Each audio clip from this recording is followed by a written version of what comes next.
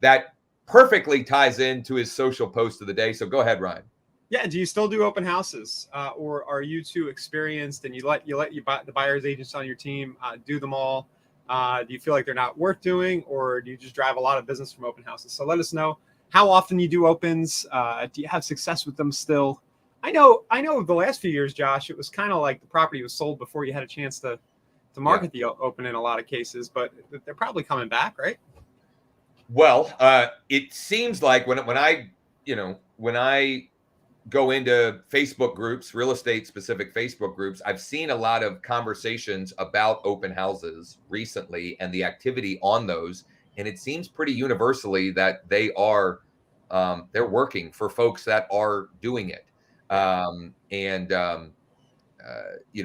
To your point of properties going so fast, there were a lot of really smart strategic agents that were setting things up in a way that the offer deadline was after their open house period, so they could at least take advantage of that. But I don't know. But I'm curious to know from the group here what's going on and what their experience is. But what I'm hearing and seeing is open houses still work great if you do them. Now, full transparency for me, I have 4 kids, all of which play multiple sports. And so my weekends are chaotic. And so we haven't had an open house. My team hasn't held an open house for a number of months. Now, the last one that we did, which was October or November, was very successful.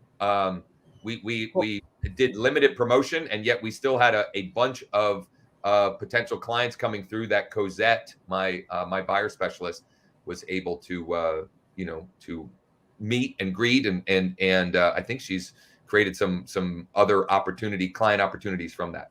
Yeah, and in the spirit of Free Leads Friday, open houses, if you're a new agent or you're trying to jumpstart your business, just don't overlook. Just volunteer to do them. I'm sure there's agents in your office who'd be happy to have you sit their opens at this point. So, and one interesting, so I don't remember what I was, why I was in this one group in particular, but I was just kind of poking around a Facebook real estate agent group a week or 2 ago, or maybe it was 3, I don't know.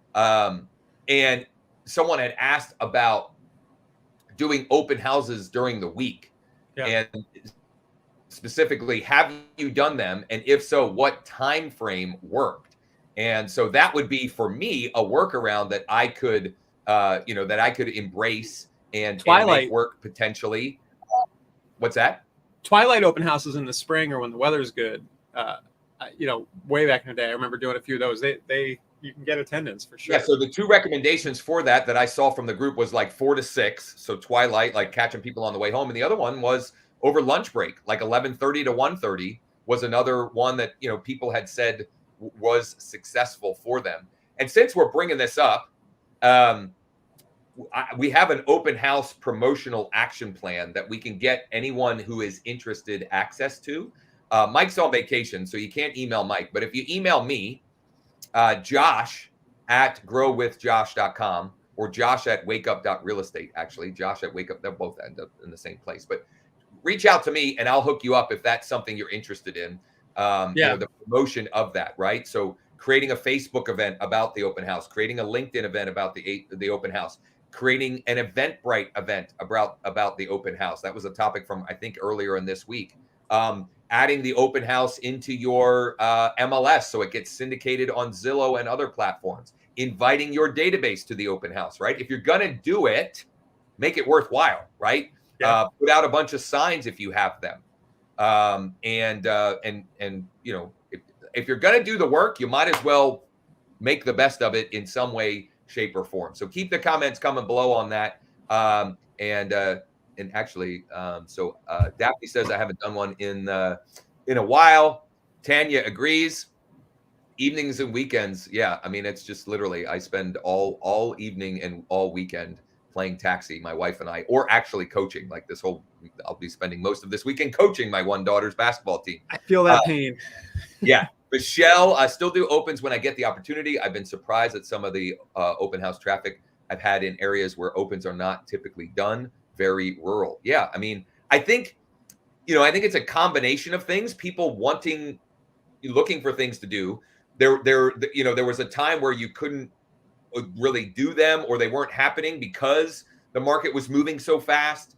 I think it's also easier to get the word out about open houses now than ever, where the MLS syndicates them and so forth. So there's a conglomerate of things. And Ryan, you made a great point. If you're a new agent or you're struggling and you have more time than money, open houses can be a great way to pick up clients that, and even if you do them during the week, you just set up and do work while you're at the open house, right? Don't just sit there and be useless. Do work while you're waiting for clientele to come in. So the social post of the day, I was thinking about, it's Friday. So a lot of times I think about doing an open house post on Fridays just because it's kind of a logical time. But you have your promotional plan, but in the past I've built full growth system funnels around the open house idea to the point where you could decide that open houses are just your niche. You're just going to report to the wider audience in your market every week what the hottest open houses are and send a list. So my post, I just dug up an old landing page I had. It just says, here's a quick look at open houses in Pinellas County this weekend. Click to see the full list now. Just a screenshot of our map view of the opens. And this goes over to Josh, the KV Core landing page for the idea. Yep. And then the funnel continues. I'm just going to, I'll just opt in. While Ryan's opting in, the noon opens need to have signs at high traffic areas, 20 plus signs. Totally agree. Again, if you're going to do the work, right? Make it work that's worthwhile. But I remember this is what you would call like a bridge page. Yeah, and I remembered I had set this up. And we talked about this for deals too, but this is just me in a video saying, hey, thanks for accessing the open houses. Now this link goes to the actual search list.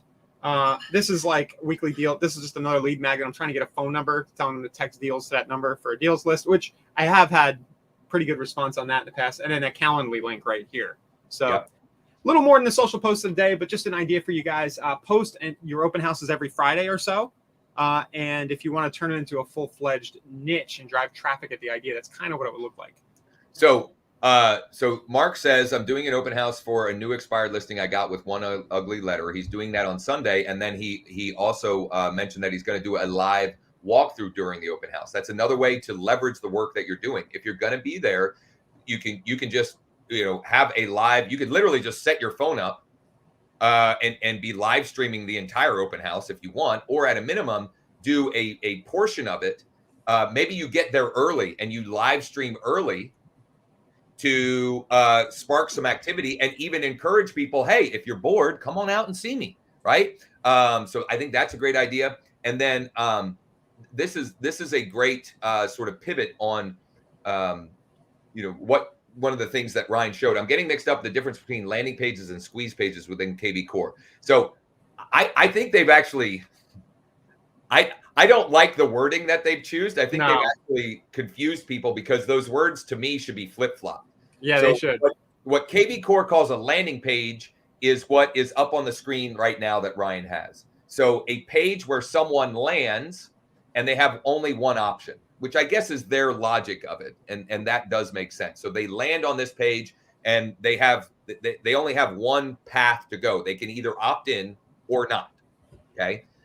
And IDX squeeze pages are home results, or I think there are even different categories of squeeze pages in there. But for example, a squeeze page in KV Core would be the open house link that has all of the open houses for this weekend, and that's where you can set register. Yeah, you can set forced registration at 2, 3, 5, 10, 50, or never, right? You can turn off the registration altogether.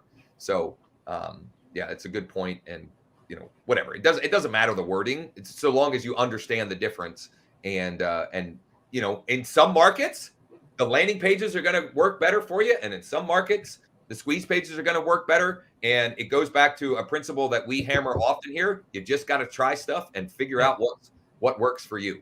And the traffic source will dictate that to some extent too, what you use. Yeah, totally. And Tanya, to Mark, do a teaser video today and say, come see the whole house this weekend so you don't miss the special wine room or whatever the best feature is. 100%. And Tanya also mentioned she's had great success Thursday twilight open houses with wine and cheese. Not a bad idea. Free food. Yeah, exactly. That's always going to grab people's attention for sure. Tanya, it doesn't have to redirect to a squeeze link. It can redirect wherever you want. Yeah. So what I did was I redirected it to a page in the middle where I had a video introducing myself, and then I take them to the squeeze page. It's a little more.